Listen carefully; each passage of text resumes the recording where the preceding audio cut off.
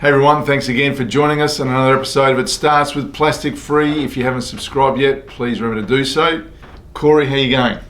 Good, mate. This is a passionate one for you, I know. It is. I do love the ocean. We're going to talk about... keep my mouth closed now, I reckon. As simple as possible. A lot of people are asking us, okay, we've been talking about microplastics, but how do microplastics end up in the ocean? I'm going to go through some real simple ways and terms of how this happens, but let's always start with the stat man, because these studies are always intriguing for me in terms of what you find and how it leads into what we're going to talk about. So taking a step back, the number of microplastics and the likes in the ocean. So recent CSIRO study said that there were about 14 million tonnes of microplastics in the ocean.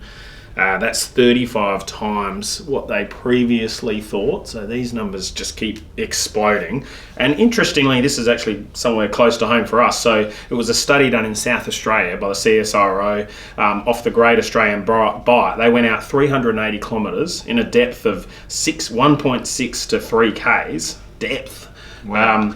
And scooped up 51 samples of sand and analysed it in the laboratory and collected and then worked out how many microplastics there were on the ocean floor for the world. Now, interestingly, you would say the Great Australian Bight is a low level of microplastics in the ocean, given our... Not a lot of big cities. No big cities. So, you know, there's such little accurate data out there, but if anything, this is a very conservative estimate.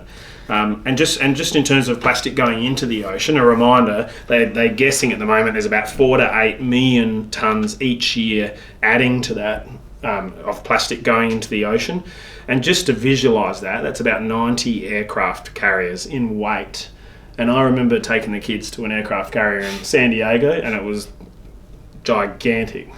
And 90 of those? 90 of those, yeah. So how did it get there, Phil? Well, those stats, I mean, when you talk about the Great Australian Bight, and I'm thinking of places like Sydney and Brisbane, and we're a coastal country. Yeah. What are the microplastics there? And that's like 1K deep, you know, and 350 offshore. You know, what are we talking about when we're getting closer to the cities and where people are catching seafood and fish? But let's just break it back down. So obviously there's a demand for products that have plastic in them, and we use them. So they find themselves from manufacture, then into community usage. Now there's an awareness of we should be recycling and how we waste manage our plastics, etc. But reality is it then ends up into some type of waste management system, and because 50 k's off of coastline is still fairly well where a lot of Australians live. Yes. And probably a lot of main cities around the world.